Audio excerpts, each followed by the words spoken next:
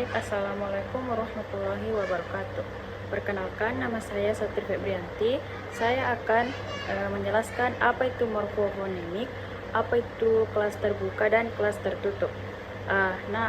Morfofonemik adalah studi linguistik mengenai perubahan-perubahan fonem, bunyi yang terjadi akibat bertemunya dua morfem atau lebih, seperti dalam proses pembentukan kata. Kajian ini juga dikenal sebagai morfologi atau morfonologi dan mencakup jenis perubahan seperti pemunculan, peluluhan, dan perubahan suatu fonem karena interaksi antar morfem. Contoh morfofonemik umum dalam bahasa Indonesia adalah proses afiksasi, penambahan imbuhan. Contoh, men tambah tulis sama dengan menulis. Men tambah sapu sama dengan menyapu. Adapun kata kelas terbuka. Kata kelas terbuka adalah kelompok kata seperti nomina atau kata benda, verba atau kata kerja, dan adjektiva itu kata sifat. Yang keanggotaannya dapat bertambah seiring waktu karena mudah menerima anggota baru atau membentuk kata baru. Berbeda dengan kelas kata tertutup yang anggotanya terbatas. Adapun karakteristik kelas terbuka, dapat menerima anggota baru, kata-kata baru dapat dibuat atau diadaptasi dan ditambahkan ke dalam kelas. Kelas ini secara terus-menerus. Yang kedua, mencerminkan perkembangan bahasa. Pertumbuhan jumlah kata kelas ini seringkali disebabkan oleh perubahan sosial, budaya, dan teknologi yang menumbuhkan istilah baru. Contoh, kita akan menganalisis kata baru, swafoto, kelas kata nomina atau kata benda.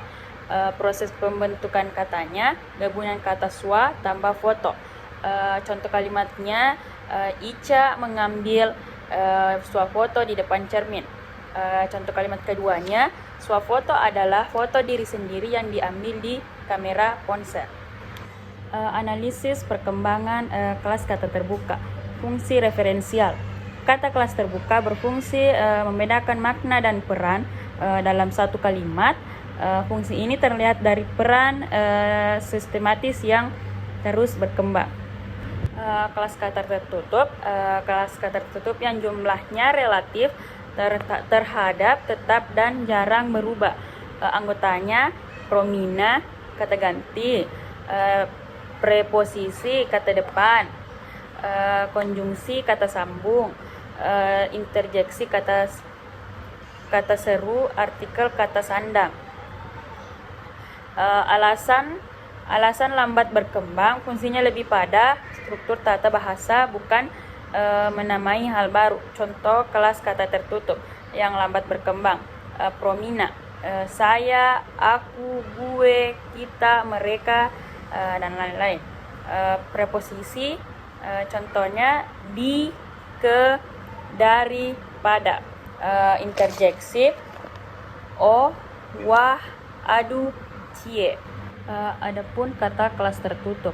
Kata kelas tertutup adalah kelompok kata seperti kata ganti, kata depan, dan kata hubung, yang jumlah anggotanya sangat terbatas, relatif statis, dan tidak mudah menerima anggota baru seiring berkembang bahasa. Ciri-ciri kata kelas tertutup yaitu: 1. Jumlah anggota yang terbatas, 2. Statis, 3. Fungsi gramatikal, di mana jumlah anggota terbatas yaitu anggota kata kelas tidak banyak dan cenderung tidak bertambah. Kalau statis, keanggotaannya tetap sangat kecil, kemungkinan untuk menambah kata baru. Fungsi gramatikal, yaitu kata-kata ini berfungsi sebagai kata fungsi atau struktur dalam kalimat, membantu menghubungkan atau memberikan struktur pada kata atau frasa lain. Adapun contoh kata kelas tutup, kata kelas tertutup dalam bahasa Indonesia yaitu: 1. Promina, kata ganti orang, saya, kamu, dia, atau mereka.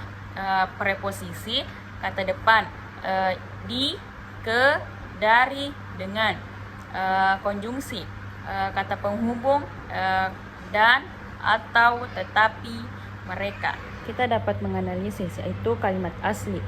Contohnya, saya pergi ke pasar dan membeli sayur tetapi hujan deras. Kata tertutup yang ditemukan ke dan tetapi. Adapun fungsi kata tertutup yaitu ke sama dengan arah, dan itu penghubung, tetapi itu pertentangan. Perbaikan kalimatnya, saya pergi ke pasar dan membeli sayur tetapi saat di pasar hujan deras, atau saya pergi ke pasar untuk membeli sayur tetapi hujan deras. Analisis dampak kesalahan penggunaan kelas kata tertutup. Yang pertama, konjungsi atau kata penghubung. Kesalahan penggunaan konjungsi dapat membuat hubungan antar klausa atau antar frasa menjadi kacau.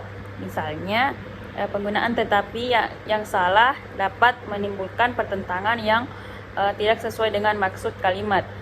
Yang kedua, preposisi atau kata depan.